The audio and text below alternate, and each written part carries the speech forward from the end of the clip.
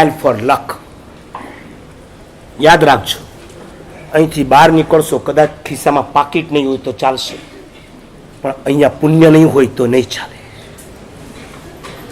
આમ કરીએ છીએ ને ઘણી વાર, એ કપાળને નથી કરતા, કોને કરીએ છીએ? નસીબ, પુણ્ય.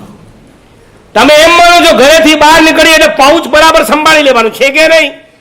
હું કહું છું પાઉચ નહીં, આ છે કે નહીં આને જોઈને નીકળશો. પૈસા વગર હજી જીવાશે, પુણ્ય વગર ક્યારેય નહીં જીવી શકાય. અચ્છાના પુણ્ય જો ખતમ થઈ જાય ને, ઉપરથી નીચે આવતા વાર નથી લાગતી. તમને ખબર છે, 12 ચક્રવર્તીમાં એક ચક્રવર્તી થયા, સનત કુમાર. ચક્રવર્તી એટલે એમનું પુણ્ય ટોપ ક્વોલિટીનું. તીર્થંકર પછી ગણધર આવે ને, ગણધર પછી ચક્રવર્તી આવે. 6 ખંડના સ્વામી હોય. આ ખાલી ભારત દેશ નહીં, આવા લાખ ભારત ભેગા કરો એનો માલિક એકલો હોય. 32,000 મુકુટબદ્ધ રાજા એની સેવામાં હોય. 64,000 તેની રાણીઓ હોય, અને કેટલાય હજાર યક્ષો એની સેવામાં હોય, દેવતાઓ. એમનું પુણ્ય પરવારે નહીં. ક્યારેક એવું ભી બને, કભી એસા ભી હોતા હૈ, એમના પુણ્ય પરવારે.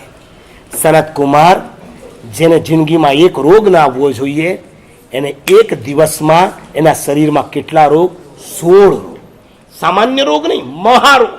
જેને વર્તમાન કાળમાં કેન્સર રાજરોગ કહેવાય ને, ટીબી રાજરોગ કહેવાય ને, થેલેસેમિયા રાજરોગ કહેવાય, હેપેટાઇટિસ બી, આવા બધા જે મોટા, એઇડ્સ, આવા બધા જે મોટા રોગ કહેવાય, એની તોલે આવે એવા 16 મહારોગ સનત કુમારને થયા.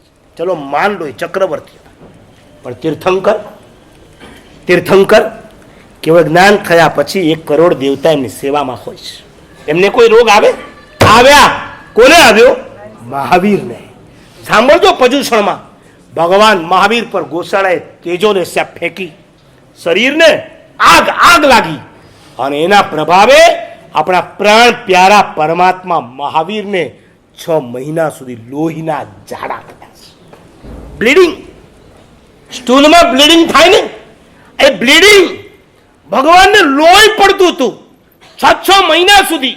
1 કરોડ દેવતા જેની સેવામાં હોય, પરમ ઔદારિક શરીર જેને પ્રાપ્ત થયું હોય, જેના શરીરમાં નહીં, જેના નખમાં પણ રોગ ન હોય, એવા પરમાત્માને પણ જો આ રોગ ઉદયમાં આવે, मैं और तुम किस खेत की मूली. કોણ છે આપણે પુણ્ય નહીં ઉપાર્જન કરીએ તો મરી જવાના છે. અહીં તો રાતોરાત તમારા પુણ્ય ફરી જાય છે. યાદ રાખજો, બજારમાં ક્યારેય મંદી નથી હોતી, તમારા પુણ્યમાં મંદી હોય છે. તેજીમાં પણ ઘણાને મંદી ચાલતી હોય છે, અને ઘણા એવા હોય છે બજારમાં મંદી હોય તો એના ધંધામાં તેજી હોય છે કે નથી હોતી? તમે જુઓ, અમુક માર્કેટમાં ક્યારેય મંદી જ નથી આવતી. અમુક માર્કેટ મંદીમાં પણ તેજીમાં ચાલતું હોય છે. નહીં, એ માર્કેટ નથી ચાલતી, એ માણસનું શું ચાલતું હોય છે? પુણ્ય ચાલતું. રાજસ્થાનનો એક છોકરો હતો, 10 વર્ષનો હતો. એને ગણતા ન આવડે, કેમ કે કાંઈ ભણ્યો નહોતો, અને એને કમાવા માટે કોઈ ધર્મશાળામાં રાખવામાં. જેટલા યાત્રિક આવે એમને ગાદલા આપવાના, જાય એટલે પાછા ગણીને ગાદલા મૂકી દેવાના. હવે ગાદલું થોડું કોઈ ઉપાડીને લઈ જવાનું છે, છતાં એક સિસ્ટમ છે. ગણીને આપવાના, ગણીને મૂકી દેવાના. ઓલો બચારો આપે ખરો, પણ એને ગણતા ભણતા આવડે નહીં. મુનિમ પૂછે કેટલા ગાદલા આપ્યા હતા, કેટલા ગાદલા લીધા? ઓલો આંકડા બોલી જ ન શકે, કેમ કે ભણ્યો જ નહોતો. મુનિમે શેઠને વાત કરી, માલિકને. માલિક કે ભાઈ આ તો લાખના 12,500 કરી નાખે, આવો માણસ નહીં જોઈએ. કાઢ્યો એને, કોકેનો હાથ પકડ્યો, ચલ મુંબઈ. અને રાજસ્થાનથી એને મુંબઈ લઈ ગયા. અને મુંબઈ લઈ ગયા પછી એને ભણાવ્યો, એને તૈયાર કર્યો, એને પોતાના ત્યાં નોકરીમાં રાખી લીધો, અને આગળ જતા પાર્ટનર બનાવ્યો. એથી આગળ જતા પોતાની પેઢી સોંપી દીધી, અને શેર બજારનો એ માણસ કિંગ થઈ ગયો છે. આ માણસ જ્યારે મુંબઈ ગયો ને, ત્યારે આંબેલ ખાતાની રસોઈ ખાતો હતો. આંબેલ ખાતામાં રાખ્યો, કામ કરવાનું, આંબેલ ખાતામાં રહેવાનું, ને બપોરની રોટલી ને મગની દાળ વધી હોય ખાઈ લેવાની.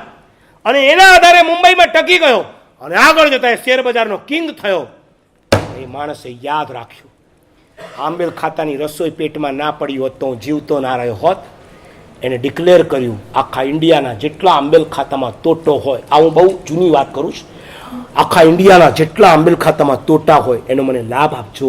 અને લાખો રૂપિયા એ જમાનામાં આંબેલ ખાતાની અંદર વાપર્યા હતા.